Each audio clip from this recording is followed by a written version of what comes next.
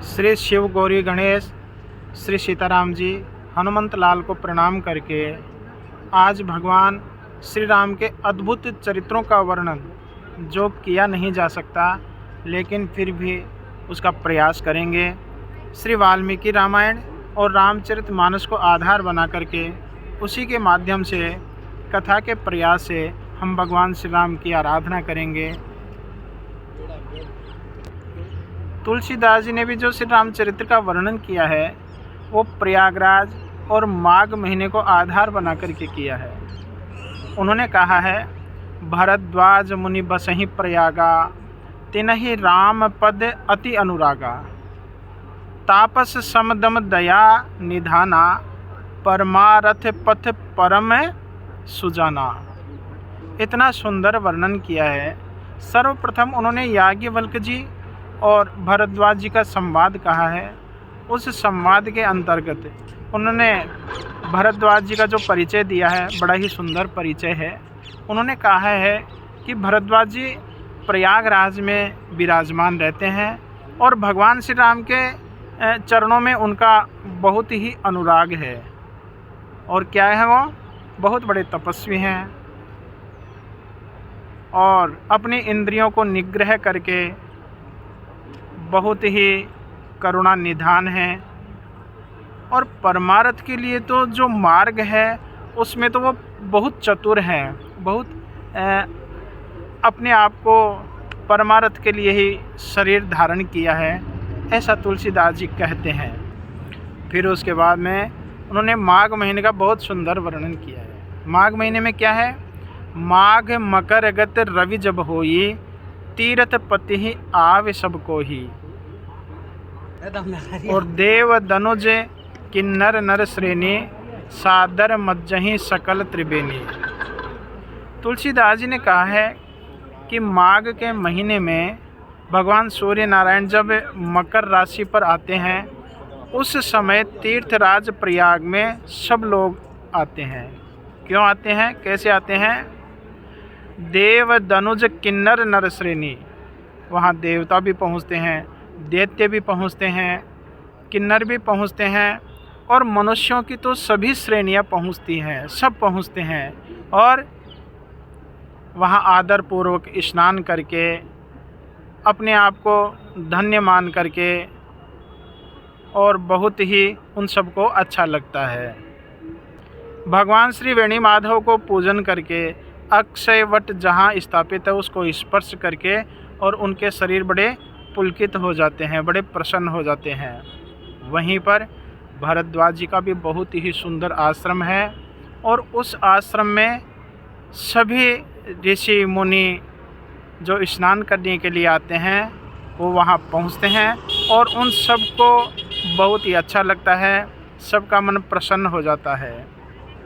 वहाँ अनेक प्रकार के भगवान के गुणानुवाद की कथाएं सुनते हैं और सुनाते हैं। भगवान नाम का उच्चारण वहाँ पर चलता रहता है। जितेंद्रिय होकर वहाँ ब्रह्म का निरूपण, धर्म का क्या विधान है और तत्वों के विभाग का वर्णन करके ज्ञान वैराग्य से युक्त भगवान की भक्ति का वहाँ पर बहुत ही वर्णन किया जाता है।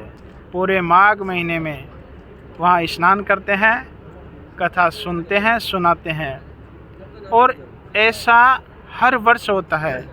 प्रति संवत अति होई आनंदा, मकर मज्ज गवनहि मुनि वृंदा। हर वर्ष ये प्रयास चलता रहता है और हर वर्ष वहाँ पर भगवान के भक्तों का आना जाना रहता है और कथाओं के माध्यम से उनका समय व्यतीत होता है। एक बार मकर स्नान के बाद में जब सब मुनीश्वर अपने अपने स्थान पर लौट गए तो भरद्वाज जी ने याज्ञवल्क्य मुनि के चरणों को पकड़ करके उनसे आग्रह किया, प्रार्थना की कि हे मुनिराज, आप कुछ दिन के लिए यहीं ठहर जाओ। भरद्वाज जी याज्ञवल्क्य जी से भगवान श्री राम के चरित्रों का वर्णन सुनना चाहते हैं तो उन्होंने बड़ी मधुर भाषा से मृदुवाणी बोल करके उन्होंने कहा, करी पूजा मुनि सुज सुबखानी। उनकी पूजन करी याज्ञवल्क्य जी की और कहा, बोले अति पुनीत मृदुबानी, बहुत ही मीठी वाणी में उन्होंने कहा कि हे महर्षि, मेरे मन में एक संशय उत्पन्न हो गया है। और वो संशय क्या है? नाथ एक संशय बड़ मोरे, करगत वेद तत्व सब तोरे। मेरे मन में तो संशय है और उस संशय का निदान आपके हाथ में है, आपकी मुट्ठी में है। कैसे है?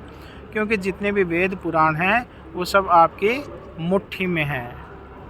अब उस संशय के बारे में यदि मैं आपको बताता तो हूँ तो भी मेरे मन में भय उत्पन्न होता है, शर्म महसूस होती है, और अगर नहीं कहता हूँ तो मुझे बहुत डर लग रहा है कि नहीं बताने से कहीं बहुत बड़ी हानि नहीं हो जाए। और गुरुजन लोग ये कहते हैं, बड़े लोग कहते हैं, संत कहते हैं कि मन में किसी प्रकार का संशय हो जाए तो वह अपने गुरु से, अपने बड़ों से छिपाना नहीं चाहिए, क्योंकि छिपाव करने से निर्मल ज्ञान की, अच्छे ज्ञान की प्राप्ति नहीं होती। इसलिए मैं आज वो बात आपको बताऊंगा। अब संशय क्या है? तो उन्होंने कहा कि वेद पुराणों उपनिषदों में भगवान श्री राम का जो गान किया गया है और भगवान शिव भी जिस राम नाम का उच्चारण करते रहते हैं, निरंतर रुकते ही नहीं हैं, और काशी में मरने से सभी को परम पद की प्राप्ति करवाते हैं भगवान शिव राम नाम के उच्चारण के द्वारा। तो हे मुनिराज, उस राम नाम की महिमा का जो बखान है, तो मैं आपसे ये पूछता हूँ कि वो राम कौन है? हे कृपा निधान, यही बात मुझे समझाइए। अब याज्ञवल्क्य जी से जो उन्होंने प्रश्न पूछा है, उन्होंने पहले ही बोल दिया कि मेरे मन में संशय है। इस बात का जो उन्होंने बोला तो याज्ञवल्क्य जी ने कहा कि भरद्वाज, आप तो बहुत सुंदर कथा सुनना चाहते हो। तो भरद्वाज जी ने फिर कहा कि हे मुनिराज, एक राम अवधेश कुमारा, तिन कर चरित विदित संसारा। एक राम तो अवध नरेश दशरथ जी के पुत्र हैं और उनका चरित्र सारा संसार जानता है, अच्छे से जानता है। उन्होंने क्या किया? नारी बिरह दुख लहेउ अपारा, भयउ रोष रन रावण मारा। सब लोग उनको भगवान कहते हैं, लेकिन एक स्त्री के विरह में उन्होंने अपार दुख उठाया और जब क्रोध आया तो रावण को युद्ध में मार गिराया।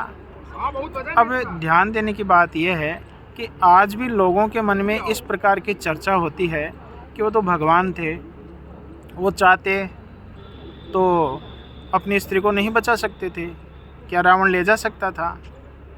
इस प्रकार के जो प्रश्न उठाते हैं, तो वो प्रश्न आज से नहीं, वो प्रश्न पहले भी भारद्वाज जी ने बहुत ही सुंदर तरीके से उठाया, क्योंकि वो जानते हैं कि भगवान के निर्मल चरित्र किस प्रकार से बाहर आएंगे, तो वो कथा सुनना चाहते हैं और याज्ञवल्क्य जी सुनाने वाले हैं। तो भगवान के लिए कभी संदेह नहीं करना चाहिए। जैसा कि संशय भारद्वाज जी के मन में भी आया, आज बहुत से लोगों के मन में भी आ जाता है, लेकिन वो पहले ही बोल दिए कि संशय है। लेकिन याज्ञवल्क्य जी ने क्या उत्तर दिया, उस प्रश्न के माध्यम से जो कथा का वर्णन किया है वह अत्यंत ही सुंदर है, बड़ा सुंदर है।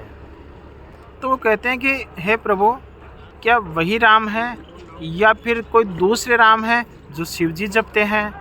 आप तो इन सब गूढ़ अर्थों को बहुत अच्छे से जानते हैं, विचार करके मुझे आप बताइए। हे स्वामी, आप वही कथा कहिए, ऐसी कथा कहिए जिससे मेरे मन में जो ये संशय आ गया, भाव आ गया, ये सब मिट जाए। और याज्ञवल्क्य जी बड़े ही मुस्कुरा करके बड़े सुंदर भाव से उन्होंने कहा, जाग बलिक बोले मुस्काई, तुम ही विदित रघुपति प्रभुताई। हे भरद्वाज, तुम तो रघुनाथ जी की प्रभुता को जानते हो, अच्छी तरह से जानते हो, लेकिन मैं जानता हूँ कि तुम्हारे मन में संशय कैसे आया है, ये मैं पहचान गया। राम भगत तुम मन क्रम बानी, और चतुराई तुम्हारी मैं जानी। उन्होंने कहा कि ये तो तुम्हारी चतुराई है। ऐसा कह करके और मेरे मन के भावों को जगा करके तुम भगवान के अद्भुत चरित्रों को सुनना चाहते हो, और प्रश्न तुमने ऐसा कर लिया कि तुम बड़े मूर्ख हो। संशय बोल दिया ना, तो इसलिए याज्ञवल्क्य जी कहते हैं कि तुमने प्रश्न तो बड़ा मूर्खतापूर्ण किया है, लेकिन तुम चतुर सुजान हो। मैं तुम्हें अच्छी तरह से जानता हूँ। तुम भगवान के अद्भुत चरित्रों को गूढ़ सहित सुनना चाहते हो।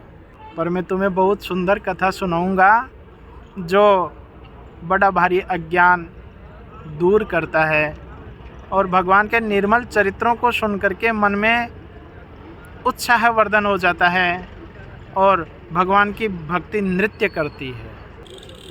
आज की कथा भगवान श्री महाकाल की नगरी और माँ क्षिप्रा के तट पर हुई, और जहाँ जहाँ तीर्थाटन देशाटन करते हुए हम पहुँचेंगे, वहाँ वहाँ आप सब लोगों को उनके दर्शन भी करवाएंगे, और कथाओं के माध्यम से हम साथ बने रहेंगे। जय श्री महाकाल, जय श्री राम। यह माता क्षिप्रा का बहुत ही पावन परम तट है, और आप सब लोगों को दर्शन करवा करके मुझे भी बहुत अच्छा लग रहा है। भगवान श्री राम आपके सब कार्य सिद्ध करें और आपकी मनोकामना पूर्ण करें। जय श्री राम।